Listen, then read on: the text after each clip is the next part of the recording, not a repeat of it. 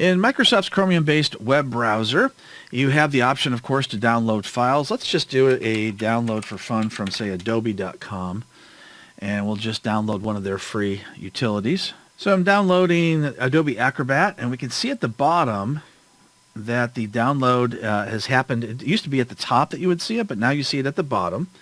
And you'd be like, hey, where is that file? If you click on the three dots, you can say Open in Folder, and it will show that it's in my Downloads folder. I can even open up File Explorer and do it a different way if I didn't want to click that button, and just click on Downloads in the upper left-hand corner. So there is my download. And in this case, it's just the Adobe Reader font pack. So if I wanted to, I could just install it and it'd be good. But what if I don't want that to be in the Downloads folder? What if I wanted my downloads to be on my desktop just because it makes it easier to find, or some other location? Or maybe I downloaded it and I can't find it at all.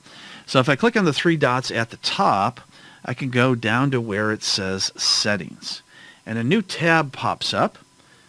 And on the left-hand side, you'll see it says Downloads. So I'll click on Downloads. And I can click the location of the downloads to be something other than the default Downloads folder. So if I click on Change, let's just say I'd rather have that on my desktop. Click Select Folder, and now it's on my desktop. I could also say, hey, you know what? Ask me every time where I want it before you save it. And that way you can choose a different location each time. I'm going to leave this setting the same and just change the location of the desktop, and we'll do another download. And we can see it's downloading here. I'm going to minimize this, and there it is. There's my font pack from Adobe. So that's how you change and locate your downloads in the Chromium-based Web Edge browser.